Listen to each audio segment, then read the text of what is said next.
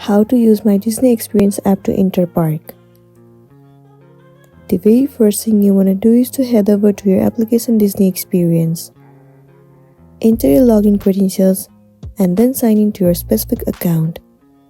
Once you have been signed in, it will land you on this page. And then here we'll have to click on Make or Modify Park Reservations.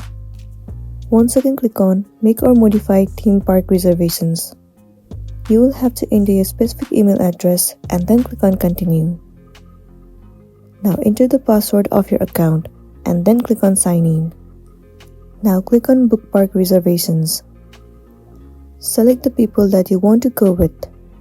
Once you have selected, scroll all the way down to the bottom and then click on Continue. Now you will have to select the date for the park. You can select any of the date that's gonna be suitable for you. Once you have chosen the date, you have to select the park and then click on Continue. Now once again enter your email address and then click on this check mark.